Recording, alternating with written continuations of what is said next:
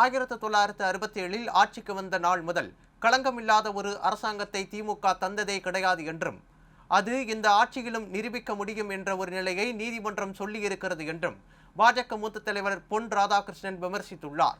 தூத்துக்குடியில் செய்தியாளர்களை சந்தித்த அவர் அமைச்சர் KN நேருவை பதவி நீக்க செய்ய வேண்டும் என வலியுறுத்தியுள்ளார். தன் மீது கலங்கம் இருக்கிறது என்று நீதிமன்றம் சொன்ன பின்பாக மரியாதைக்குரிய அண்ணன் KN நேரு அவர்களே முன்வந்து வழக்கை எதிர்கொள்வதற்கு தயாராக இருந்திருக்க வேண்டும். அல்லது தமிழகத்தினுடைய முதலமைச்சர் அவர்கள் இந்த வழக்கை முன்னெடுத்து செல்லக்கூடிய வகையில் அவரை தற்காலிகமாக அந்த பொறுப்பிலிருந்து விடுவித்து வழக்கை நடத்துவதற்கு ஏதுவான நிலையை அவர்கள் உருவாக்கி இருக்க வேண்டும்.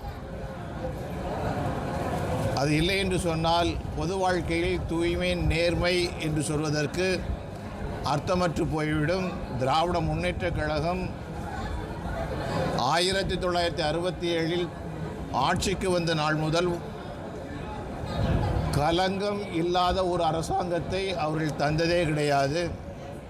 அது இந்த ஆட்சியிலும் நிரூபிக்க முடியும் என்கின்ற ஒரு நிலையை நீதிமன்றம் சொல்லியிருக்கின்றது. அது நிரூபிக்கப்பட முடியும் என்று நானும் நம்புகின்றேன்.